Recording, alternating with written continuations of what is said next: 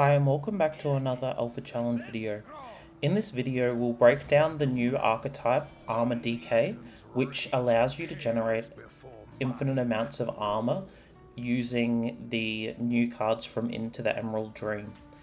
The deck involves using the Defense Crystal, and once it dies you can resurrect it using the two other cards.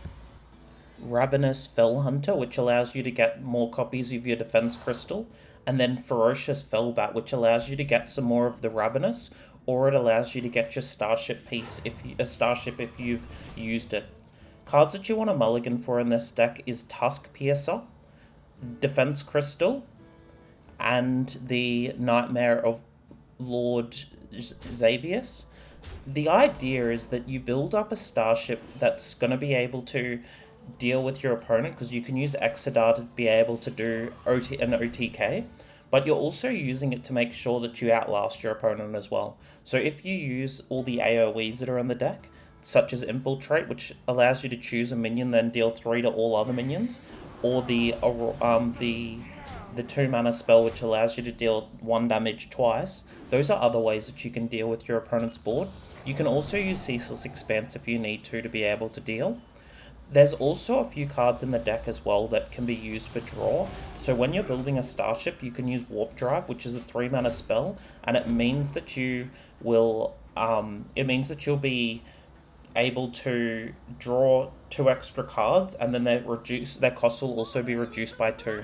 So this obviously allows you to get your minions out a lot cheaper and things like that. Carnivorous Cubicle is another card that's really useful for this, because you can use it onto your Ravenous, your 5 mana Ravenous, and this allows you to get more and more Defense Crystals coming out, because when you use the Cubicle onto the Ravenous, it will summon 2 of the Defense Crystals, and then after that the Cubicle will then be able to summon another one of the Ravenous as well, so then you can use that to trade in the following turns to be able to use it into your opponent to then get some more Defense Crystals.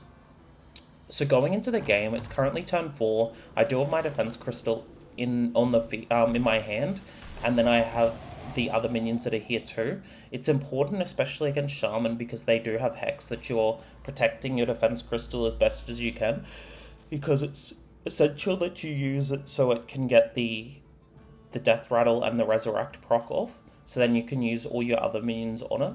If it doesn't end up dying, it means that you won't be able to use your other drops to be able to build up your armor. So you'll notice that I do have it just sitting in my hand, and I was just waiting until I could have a safer sort of play. Since they only have 3 cards in their hand, I am a little bit less concerned about if they're going to be able to hex it or not, since it's not that likely they do have that many of their cards left. If they did hex it, it would have put me into a relatively problematic situation, but fortunately they obviously don't have it by the looks of it, because they are using their Imbue at the moment to be able to get the buffs happening. So right now it's important that I am using the Defense Crystal to get the trade going off, to get rid of it, and make sure that it does have the Resurrect happening for it as well. So I use my Hero Power, I just hit into the 5/4, and then I use my Defense Crystal. So now that it's in the Resurrect pool, I can use my other cards to be able to get it reborn and back alive again. I play down the Tusk Piercer so I can get some more Death Rattle cards as well when it gets used. It didn't particularly matter if I did play the Piercer down that turn, because of the fact that it was 0 mana, but it doesn't really matter too much, because if they do end up taking it out, it means that, like, if they use some sort of weapon destruction, it would mean that I draw another Death Rattle minion anyway. So because it's such a low value weapon, the only thing that would really punish that sort of play is if they had a freeze effect. So I end up getting the Return Policy. It allows you to discover a friendly Death Rattle card, so it would allow me to discover the Aconite, the Defense Crystal that's there. And in general, like, it's okay, but I don't really want I don't really want to just get the defense crystal. I want them to take out this 5/3 because with taking out the 5/3, it does mean that I'd be able to then use the return policy onto it, which would then get me an extra 2 defense crystals coming out.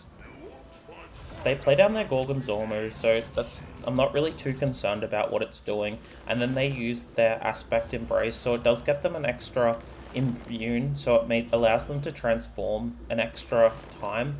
But I feel like they've tried to push this transform sort of archetype quite a lot, and because it's such a win more sort of archetype, I feel like the Imbue Shaman is probably one of the weaker sort of styles.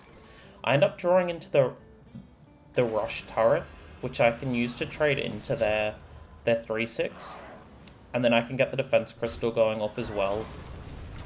So I can get the defense crystal summon as well, and then I do use the cubicle onto the 3/4. It probably was better just using the return policy there to be able to get the extra Ravenous out, because it would obviously summon me the extra defense crystals anyway. So yeah, this was my first game with this deck, so it was, a bit of a learning experience for it, but that would have probably been the better play using the 5-mana minion to be able to get the extra defense crystals coming from it as well, and then I could have used the cubicle the following turn on it. They end up using their hero power. It does get them the 6/6 Murmur, which I'm not really too concerned about. So, as I mentioned just before, the hero power is a bit more of a win more sort of card. It doesn't really do too much. And this sort of turn, it does show that it would have been a lot better to do the return policy previously. I use it on the Ravenous Fell Hunter this time to be able to get out more defense crystals, obviously. And then I use the cubicle to trade in, and I use my hero power to trade in as well, so I can get rid of another one of their minions from the board.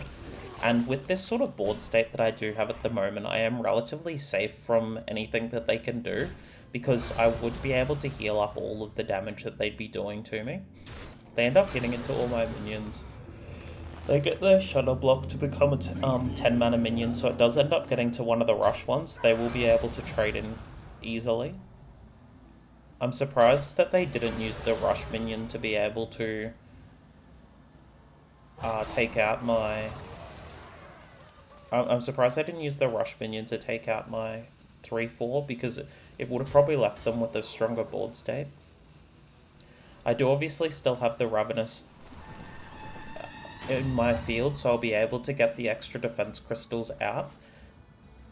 And with the current state that I am here, it's important that I am taking out the Wind Fury minions. I know that the gifts have rotated, but it still is important to make sure that you're not... Wind Fury can deal so much extra damage from following turns. And I do just play down the Ancient of Laws to be able to get me some extra card draw, but also get me some extra armor built back up. And then having the 7 drops, they're not really that useful at the moment. It does do a little bit, but it's not too much. They end up using Pop-Up Book and trading into my defense crystals, so I do end up getting back up to 37 armor, which is obviously quite strong. They are going to deal an extra 14 this turn, but with the 14 that they're doing, they're not really posing too much of a threat towards me. They end up getting a 10/10 from it, which is a little bit of a concern. But since it's not going to hit into any of my minions this turn, I can just, if I really need to, use the Ceaseless Expanse to be able to full clear their board. And my Starship obviously is getting quite big as well. So with the Exodar and the Starship, I would be able to get lethal at this current point in time, since they only do have the 30 health. I just need to find a way to get an extra defense crystal down onto the board. You are an interesting foe. So I use the Ceaseless Expanse, and then I use the Exodar. It does leave them with 1 health doing it this particular way, since they're on 30. And then I'd use the hero power to be able to take them out. So it's, it's a relatively easy sort of deck if you get all your buffs and if you get the defense crystal early. If you don't hit the defense crystal, you are in for a bit of trouble, which is the reason why using things such as the AoEs and the draw cards are so important for the deck. I do in this hand mulligan away all my other cards except for the Tusk Piercer, because once again I am trying to get the defense crystal as quickly as possible. And against a mage, they quite often don't use polymorph, so you don't really need to worry too much about if they're going to use it onto your defense crystal. Only in like a conquest sort of format, so an actual tournament sort of format, would a deck such as Mage use a polymorph, because it is such a low tempo sort of card. Like it does get rid of your your death rattle and things like that, but if it's not being used against a deck such as this, it's in general going to be quite poor. I do use the Tusk Piercer to trade in, and I luckily do draw into the defense crystal as well, which is really strong for me. I have the Xavius in my hand as well, which I'll be able to use to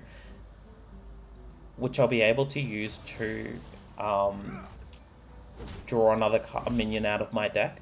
And in general, the ones that you're looking for is, if you've got a death rattle, you're looking for the one that summons a copy of the minion, because it does obviously get you the stronger sort of card that's there. I do play down the defense crystal this turn because it will allow me to get my armor, but it also starts building up my turns if I need them. And I'll be able to use when I do end up drawing into a Ravenous, I'll be able to deal with their board a lot easier. And I'll be able to get more and more defense crystals coming out of it as well. I do end up drawing into a cubicle this turn, so at the moment I'm not really posing too much of a threat.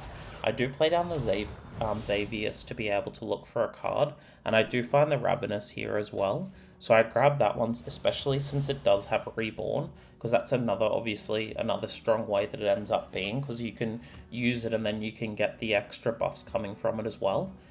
The Mage at the moment isn't really posing too much damage towards me as well. They use their Whisper Rider, so it does get them the extra 3 shots coming out of it as well.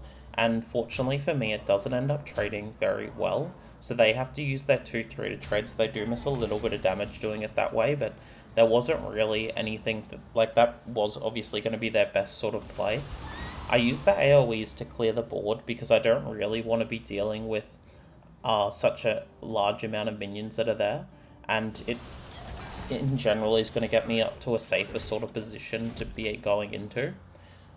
With the Fell Hunter that I have here, the Ravenous, it does mean that I'm going to be able to get a lot of defense crystals out relatively soon. I just want to be able to get them out so it's applying pressure at the same time, because if I did play it down and they were just dealing damage, and they could just go straight past me if I'm not dealing with it that easily.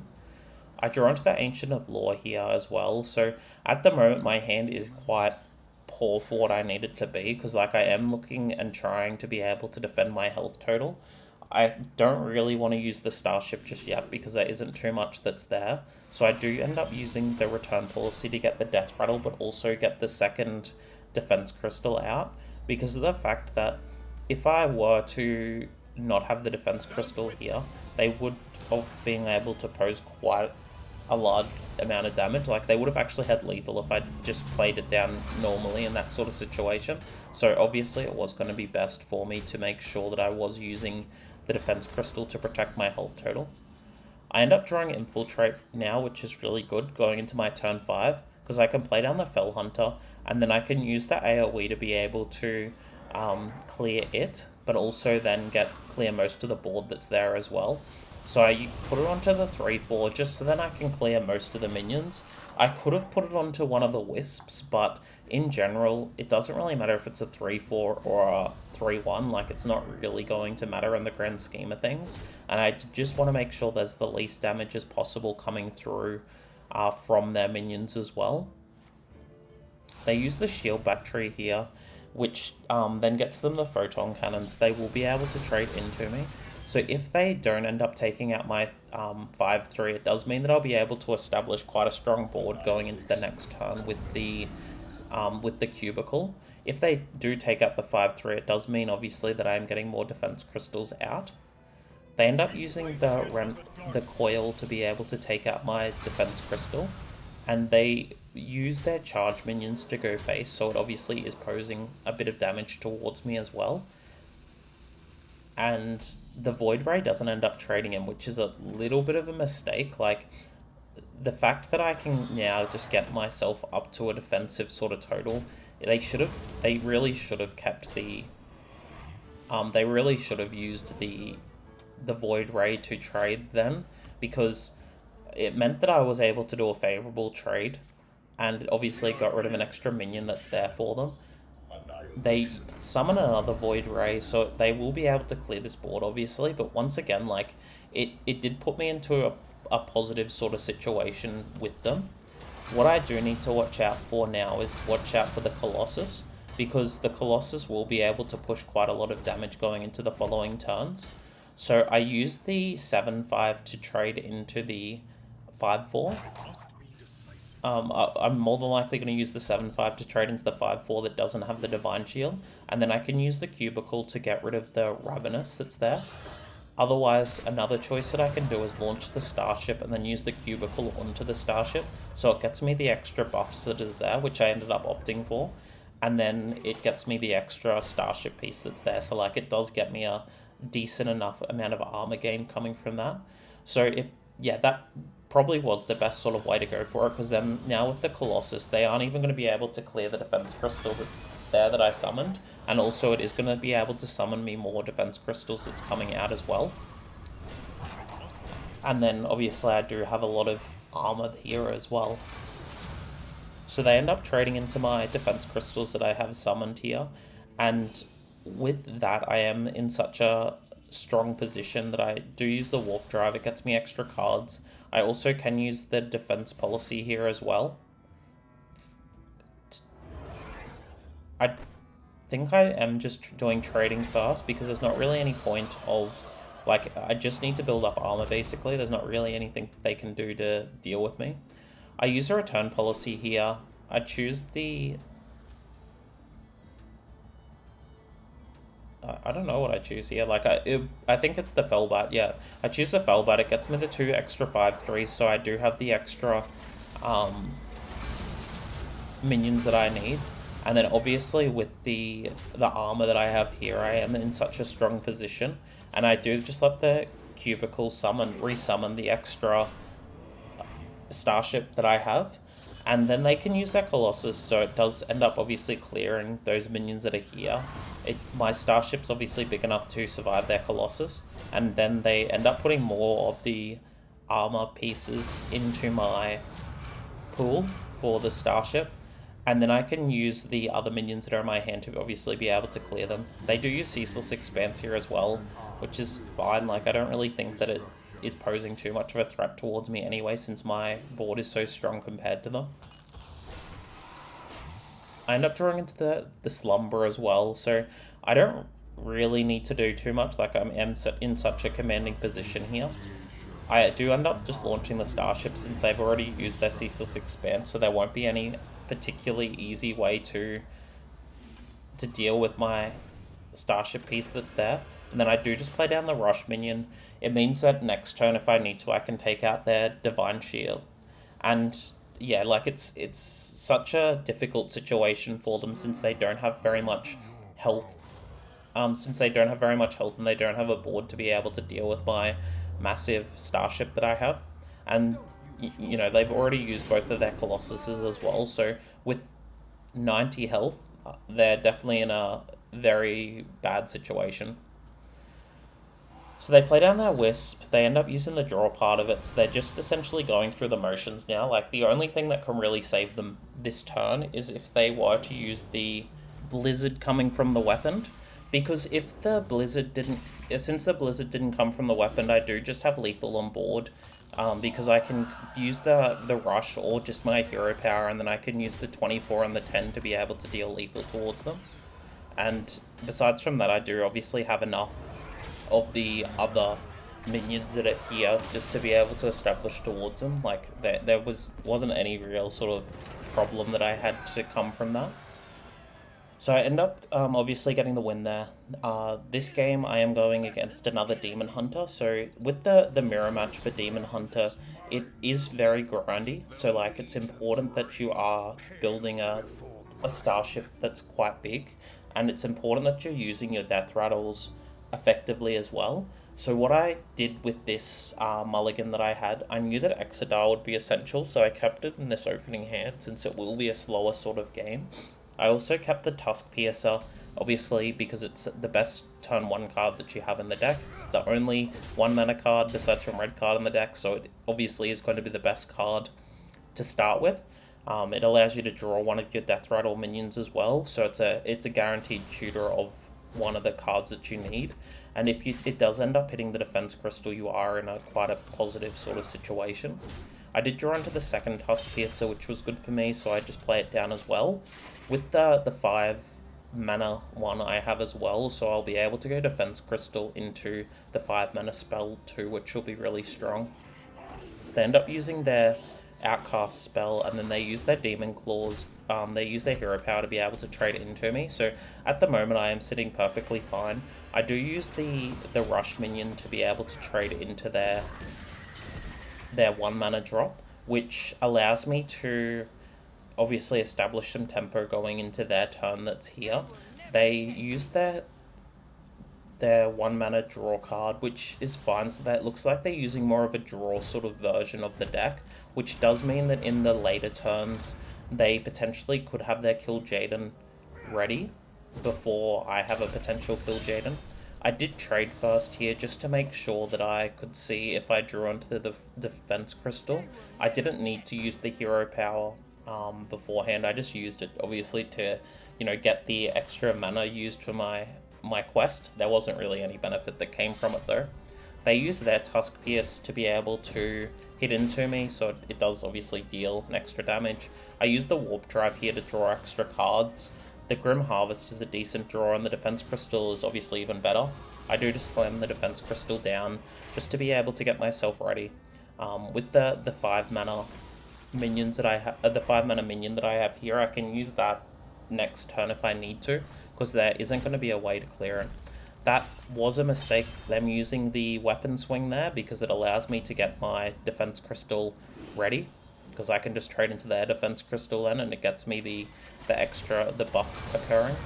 I do just trade and get rid of their Defense Crystal, and then I play down my Ravenous. It does mean that I am now getting set up for what I need to, because I do have the return policy, I do have the Pharaoh, the 7 mana as well, and I can use the Carnivorous Cubicle this turn to be able to get the extra buffs occurring onto my Death Rattle minion. At the moment also my 5/3 isn't really doing exceptionally much, I can use it either to trade in or I can use it to go face. I end up I believe opting to go face just because the board isn't really posing any sort of threat, and I can use the cubicle to get the... Oh, I don't end up using the cubicle. I should have used the cubicle in that situation to get the extra 5/3s coming out. Because with the 5/3s, it does get you the defense crystals, and then you can get bigger and bigger boards coming from it. With the amount of board that they have, I think that I ended up opting not to use the cubicle just because keeping the board, I was hoping to keep the board going into the next turns, but it was a little bit of a misplay there. I really should have just played down the cubicle onto the 5/3 to get my other defense crystals. They end up playing down their turrets, so it does obviously allow them to get an extra trade-off if they need to. I do get my 5 mana minion as well. I draw into another Fellbat. I use the Infiltrate on my 5/3 just to clear most of their board that's here. And then I use the Aura to clear the other minions that are here as well. It does clear most of the board that's there. Unfortunately, it did make it so I didn't have an exceptionally good trade. So I really should have used the Carnivorous Cubicle, that would have been obviously a lot stronger. I use the return policy here to be able to get more defense crystals out and then pass over to my opponent. So they are at the moment going to be able to build a bigger starship than me because of how their Ravenous have been formed. They end up getting more defense crystals down as well, and then they play down their turrets, so I'm not really too concerned about that. They use their defense crystal to be able to trade in that it wasn't a correct trade for them, I believe. I think that they did make a little bit of a mistake there, because they could have taken out 2 of those minions by using the defense crystal and hero power, and then the 2 rush minions into the defense crystal. I used my defense crystal to trade into them. I then used the AoE to be able to clear their board. It does obviously get rid of the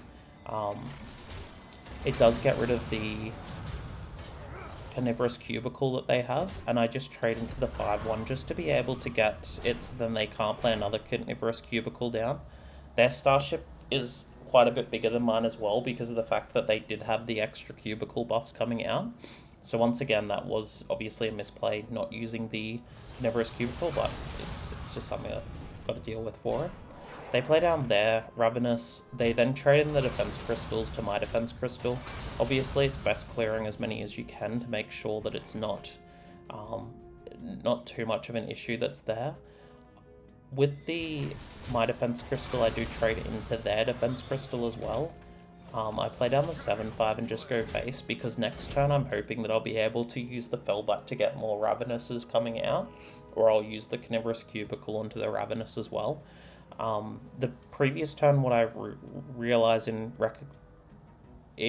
previous thoughts is that I think I saved the carnivorous cubicle so I could use it on the 7 mana minion to obviously get more and more of them out.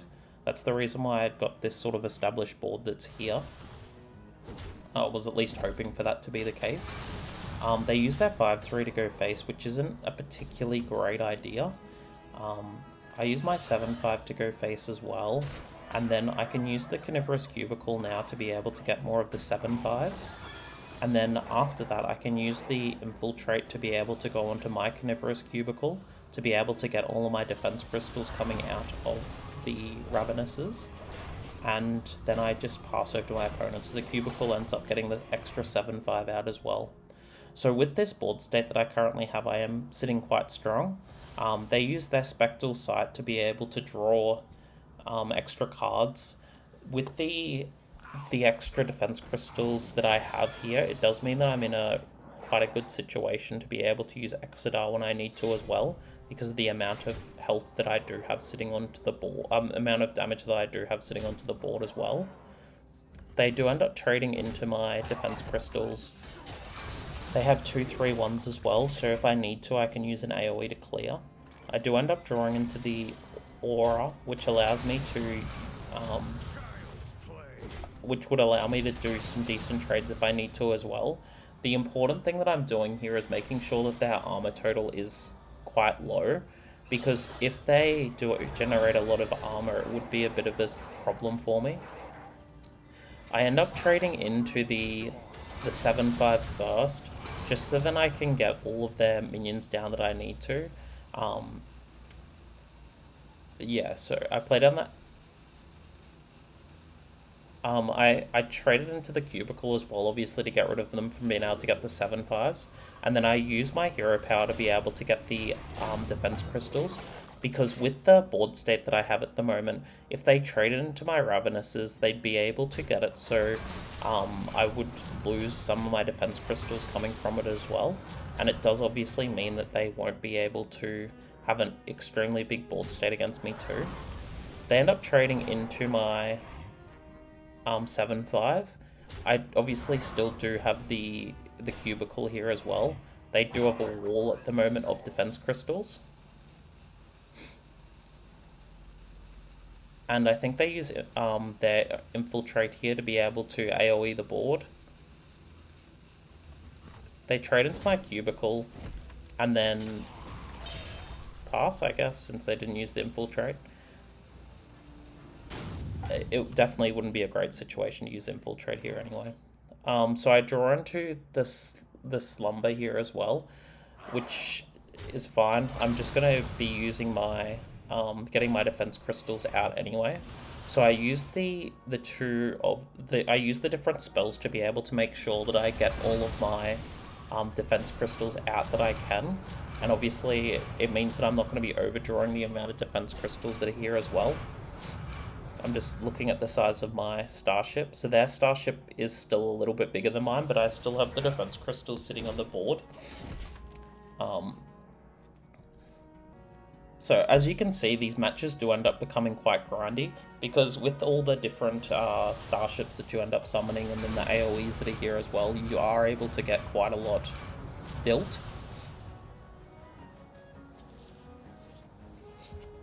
They end up getting all my defense crystals cleared with their AoEs that they have. I do obviously still have Exodar in my hand as well, which will be able to clear most of their board. Since I do have so many of the defense crystals inside the pool. They use their hero power, and at the moment I have a 62 damage minion, so I just trade the 3-2 into their 3-4. I'm just at the moment counting how much damage that I do have. I trade the 3-2 into the 3-4, and then I use my Exodar to be able to take them out using the Starship protocol, the one that deals damage based on how much attack that they have. The idea is that you use they won't be able to get that armor until after they end up dying, so it does obviously end up being enough damage because of the fact that with the armor gain, it doesn't come in until after they've died. Like, the death rattle doesn't end up proccing until after my battle cry is finished, which means that the damage does end up being lethal onto them. Yeah, so if you've enjoyed this video, please like and subscribe. I hope that you've enjoyed it and you're enjoying the Into the Emerald Dream expansion. It has been relatively interesting with the rotation as well occurring, and bye for now.